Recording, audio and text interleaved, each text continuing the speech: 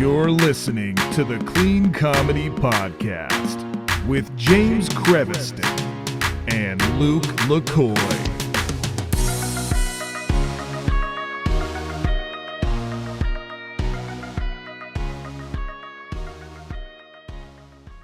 Hey, everybody, welcome to the Clean Comedy Podcast. It's James, and I'm back from Texas. What's up, Luke?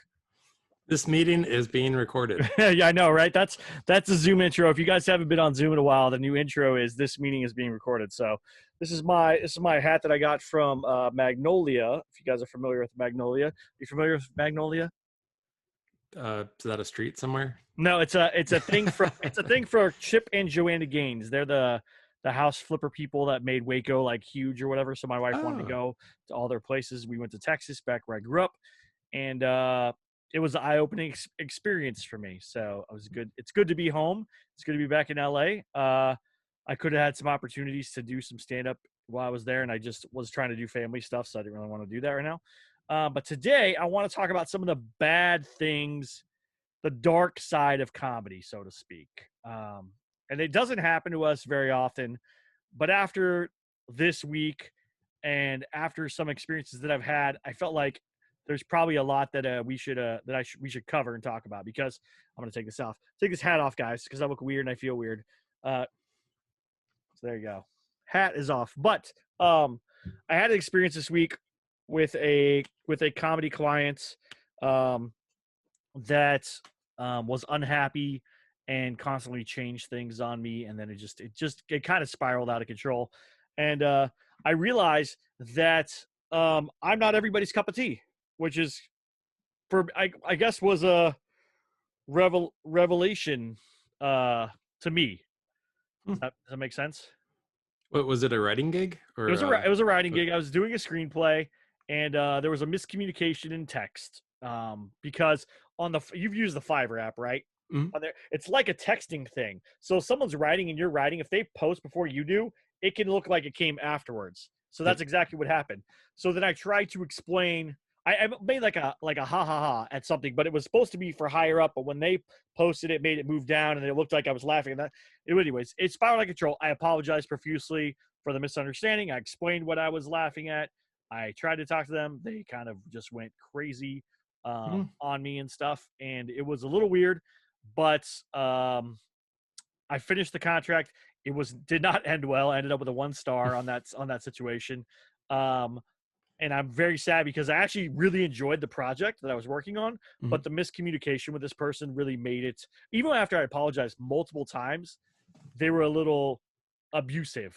And they brought up one of my stand-up jokes, that old joke I used to do about my wife and the if you want to, get a good parking spot, date a handicapped person or whatever. Right. And they're like, that's offensive or whatever. I was like, seriously? It's a joke. That's what comedy is. It's literally a joke. So, but they kept verbal, I guess, is it called verbal abuse when they text you mean stuff? I don't know what it is. Anyways, so I would assume.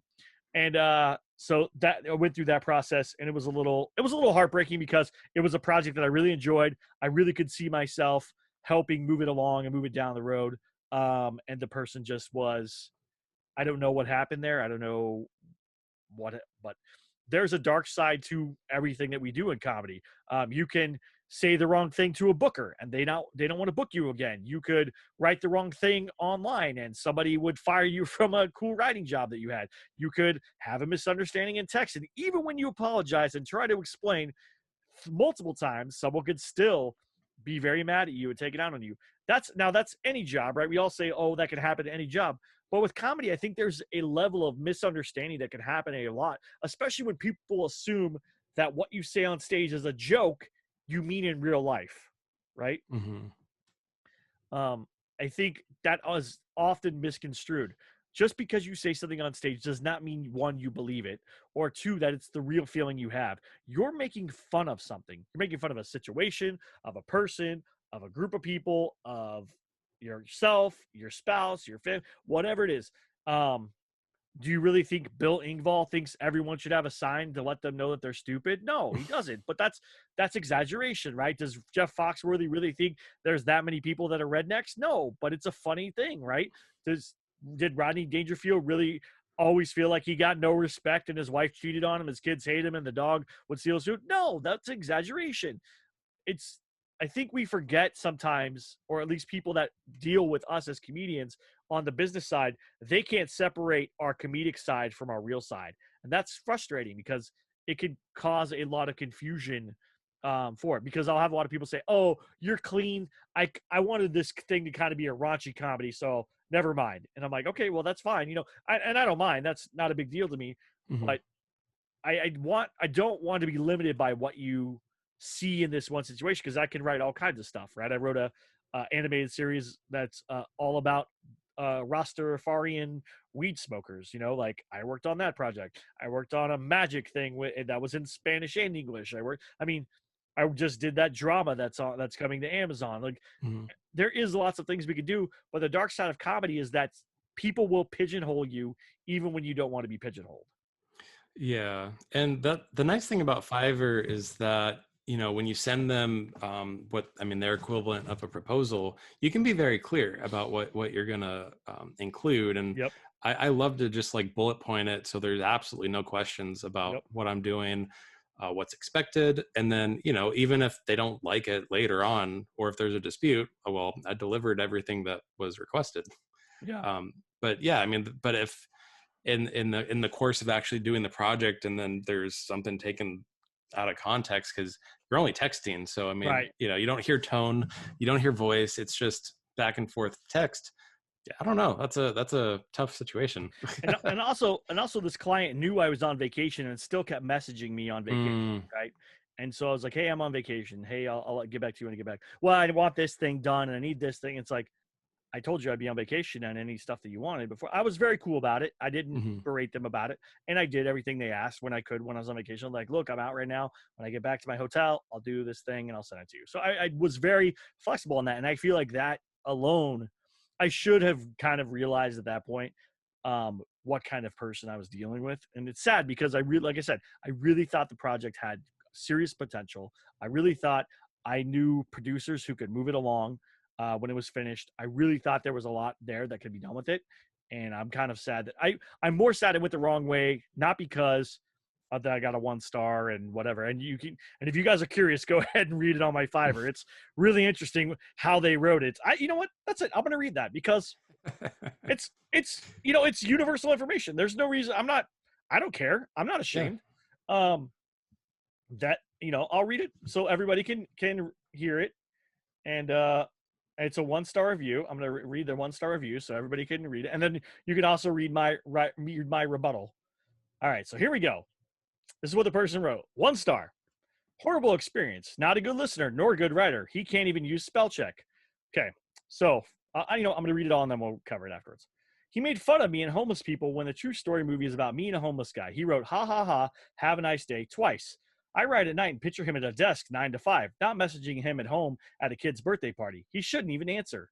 He begged me to forgive him 3 times because he felt guilty. He hurt my feelings. He was not the proper writer for me. I had to rewrite and proof typos for 3 days when I'd cut a scene out and he put it back in there. Even the ending we discussed 50 times. He discontinued his service.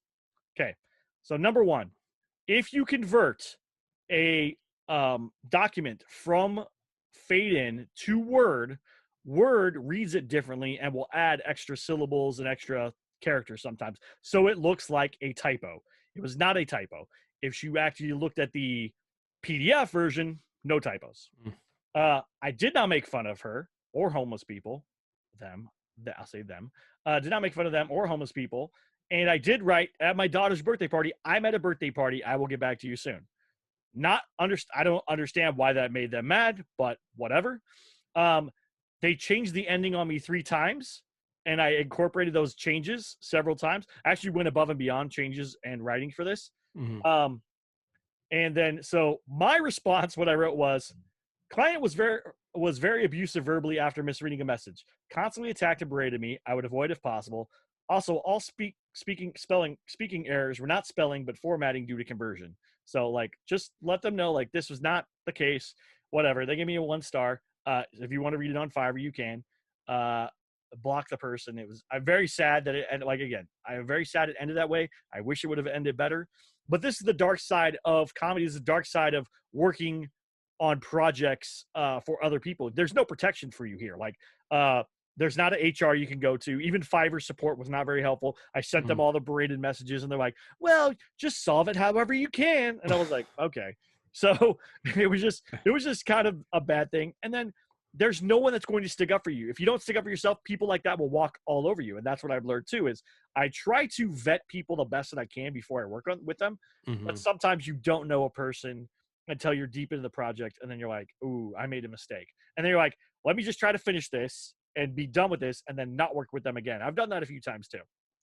Yeah, and my favorite is like, not only are people trying to get comedy for as cheap as possible, Right. then like I'll send them a proposal, and then everything is like has been talked about, everything's written out, and then and by the way, not only will you write it, can you videotape yourself like performing it too? No. Like that's not part of the gig. We Yeah. we, No. we didn't talk about any of that.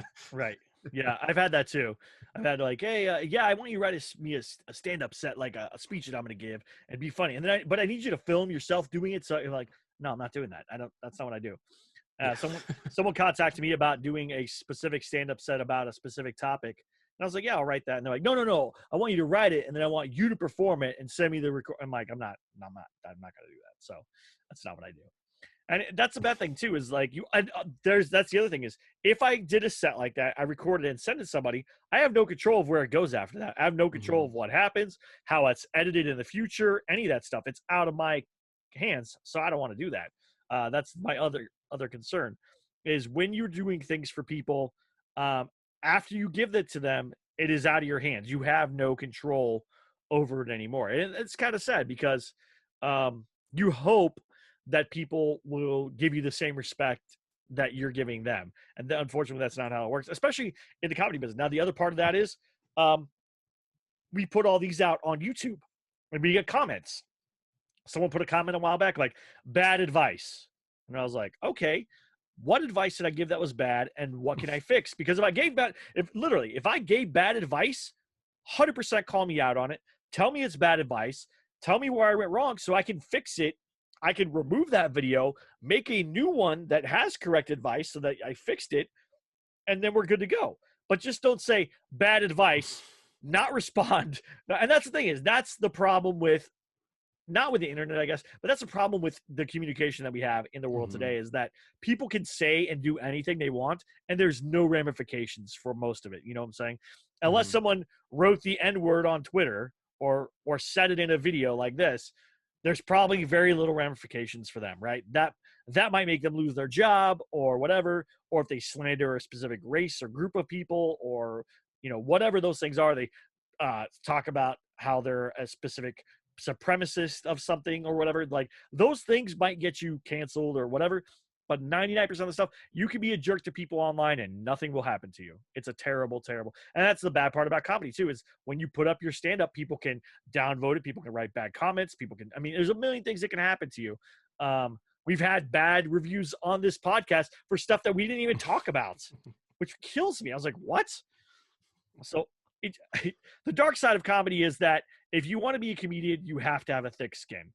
That's the truth. And if you're a person that's very sensitive to not even criticism, just harassment, bullying, I don't know what word to use, uh, it's going to be tough because even at a club, uh, some comedians will talk rudely to you or talk down to you or uh, not necessarily. I haven't really had bookers do it really per se, but they've not been nice sometimes even after I've like been forthcoming with what's going on and how we're doing things. Mhm. So comedy, I would say, is one of the hardest jobs because one, when you're starting out, you could be the most talented comedian in the world, but if you don't have an agent, a manager, a booker, someone to help you get stuff, you're stuck. You're stuck at a certain level for a while until you can get to that next level, until you get a special or an album or you get a following, whatever it is, and then you can kind of move on. And so that's the dark side of comedy is like if you're a musician, someone can recognize you pretty quickly and you can get a manager and then you're all off to the races. And that can happen fast, like way fast. But with comedy, it's kind of, it's a crapshoot. There's people that I know who started comedy, they maybe only been doing it for a couple years and they got a special or they're doing something, or they got an acting job and they're on TV, so now they're doing bigger things. Or there's people that are actors and then they do stand up and they're getting all the headlining gigs, even though they've only been on TV. They're not actually good comedians. They don't know what they're doing, but because they have a draw, because they've been on TV, they're able to get shows that they shouldn't be booked on. And then you're like, wait, what's going on here? So the dark side of Mhm. comedy is that. Yeah, and I do want to say, like, on Fiverr, the majority of people that I've actually worked with have been like delightful. Yes, So yes, it is the small percentage of these, people that uh, I guess get through the cracks.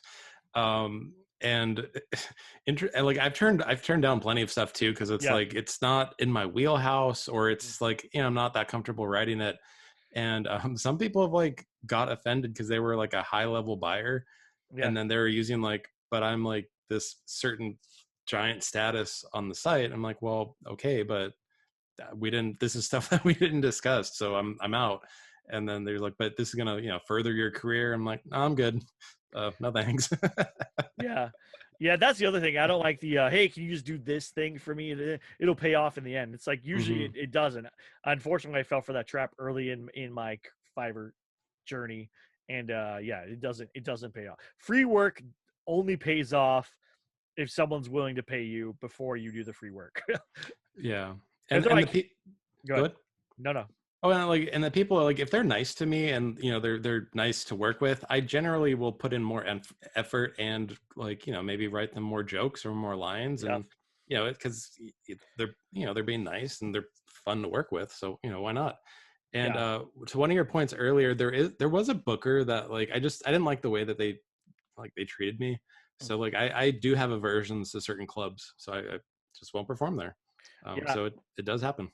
Yeah, no, I mean that's the thing. That's the part of comedy that everyone has to get up, because everyone thinks that's the weird part is, like, when I started comedy, I thought, okay, every comedian is going to be nice and kind because they want to be funny and they're personable and whatever, and every club is going to be excited to have you because they're going to want to find the next Jim Carrey or Tim Allen or Roseanne or whoever they're looking for.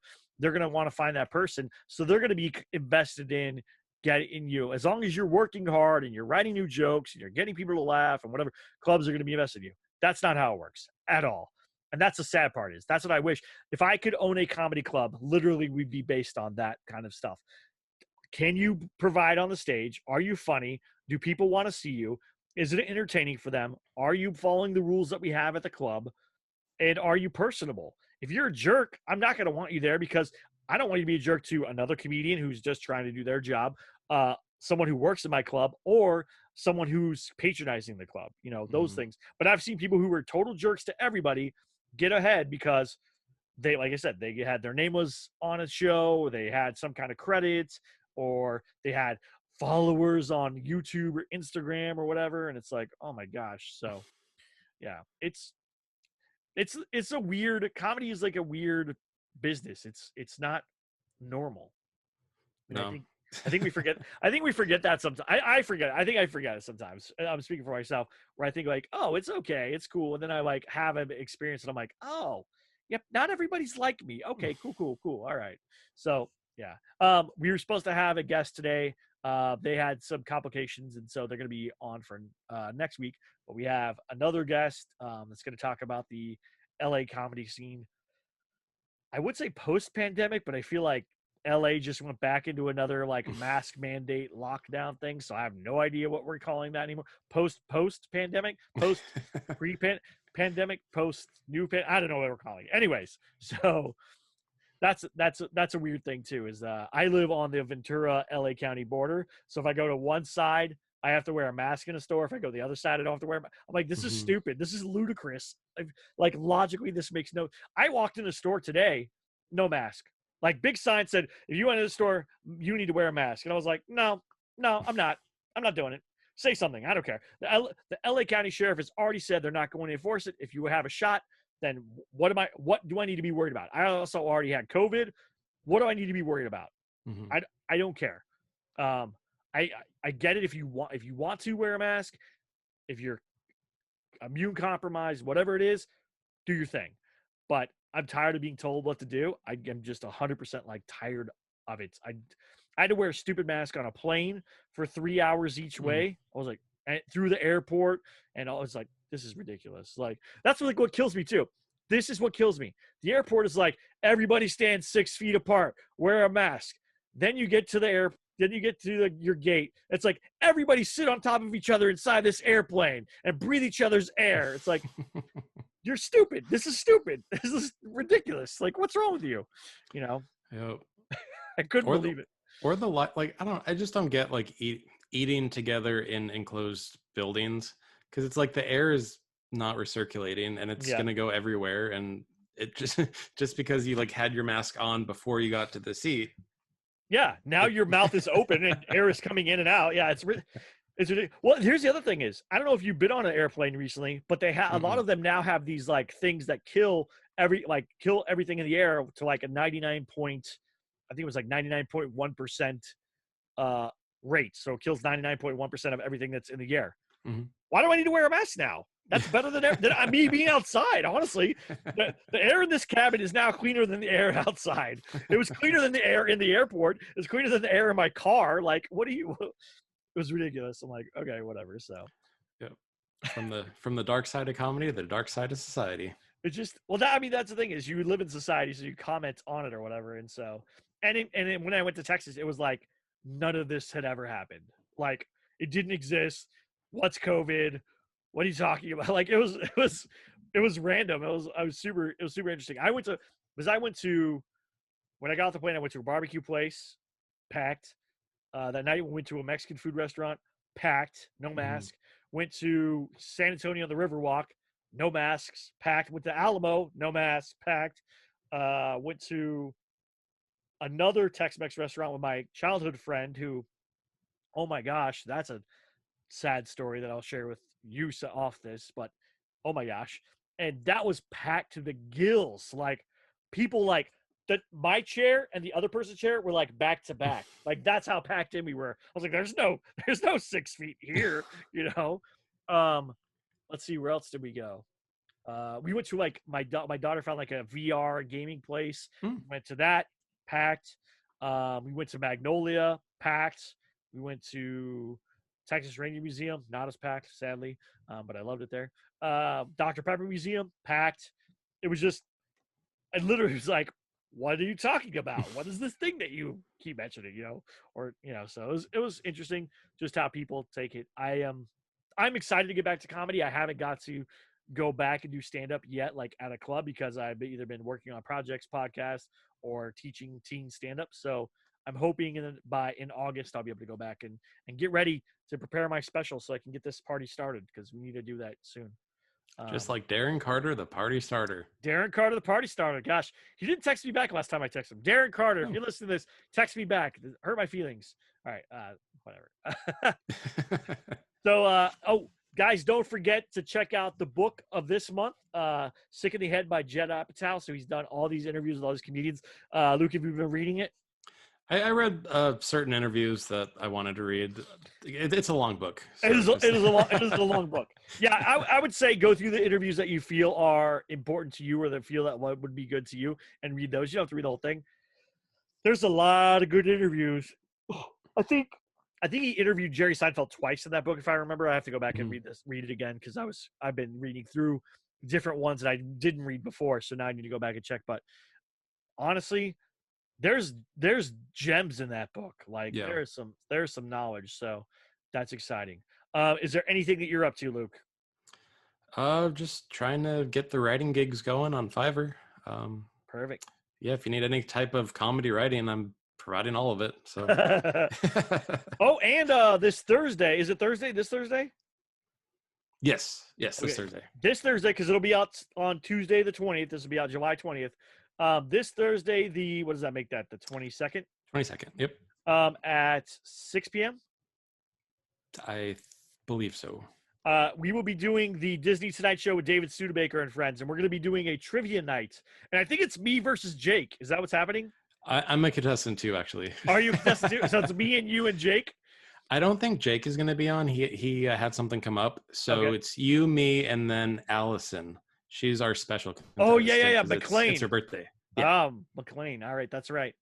Welcome to the party, pal. Yeah.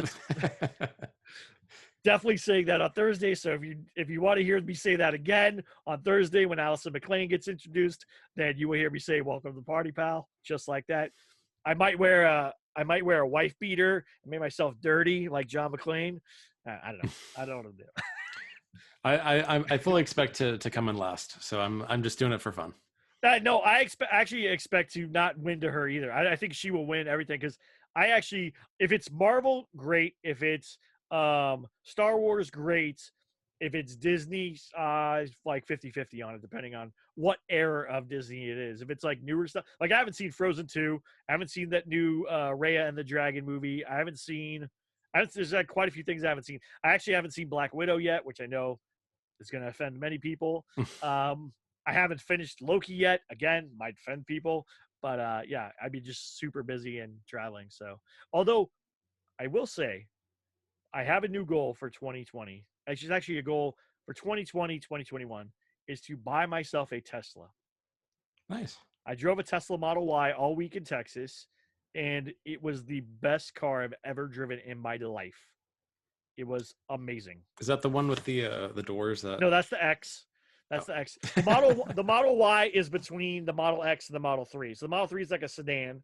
Mhm. Model X is 2, 4, 7 seats, and the Model Y right now comes with 5 seats. I heard you could get it with 7 seats, although you're gonna have to be super short to sit in those back 2 seats. I think those are like children only seats. But we drove from like Waco to San Antonio and back. That's like driving from LA to San Diego and San Diego back to LA in one day. We did that one day. Nobody complained. The car was super comfortable.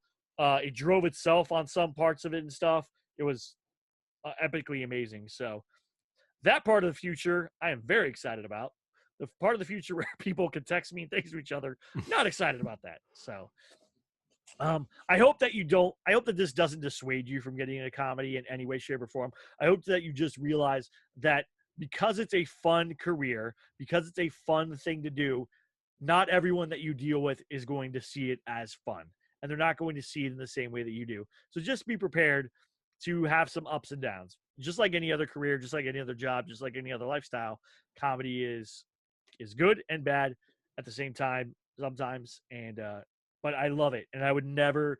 I wish I would have figured this out sooner in my life because I think I would have had a much not easier life, but a much better life or career than I have now. But I'm getting there. I'm getting to where I want to be. I'm moving along properly. I'm on the steps I should be at. Things are going well.